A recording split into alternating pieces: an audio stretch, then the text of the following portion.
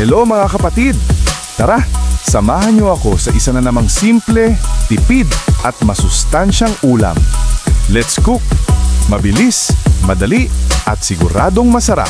Sa isang bowl, ilagay ang dami ng itlog na gusto mo. Depende sa bilang ng kakain o sa dami ng gusto mong maluto. Tipid tip, nakakatulong din ang itlog para dumami ang iyong lulutuin.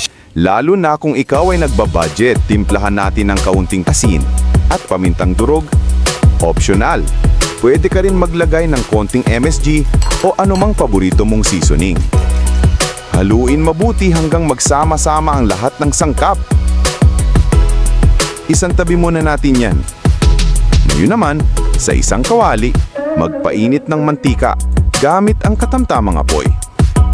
Meron akong natirang giniling na baka galing sa freezer, pero pwede kang gumamit ng kahit anong natirang karne o isda. Himayin lang at prituhin saglit na may kaunting pampalasa. Pinirito ko ito hanggang medyo mag-brown at isasantabi muna natin ito.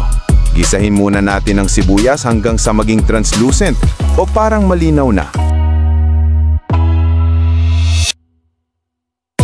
Isunod ang bawang. Igisa rin hanggang sa lumabas ang bango.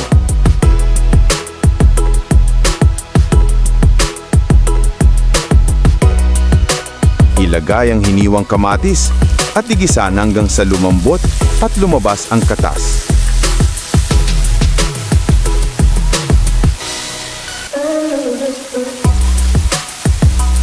Idagdag ang piniritong giniling.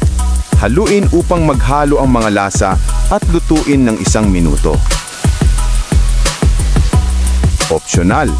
Maaari kang magdagdag ng anumang gulay na iyong gusto o kung ano ang meron sa iyong refrigerator.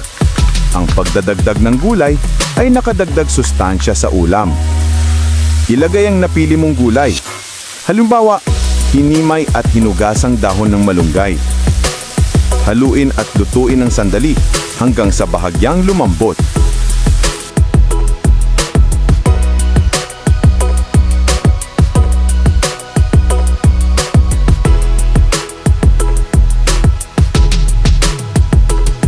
Ibuhos ang binating itlog na isinantabi kanina.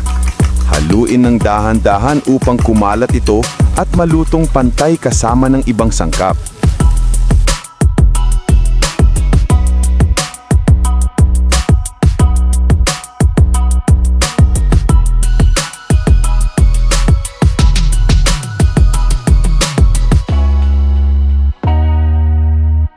Kapag luto na, ilagay sa plato at ihain habang mainit pa.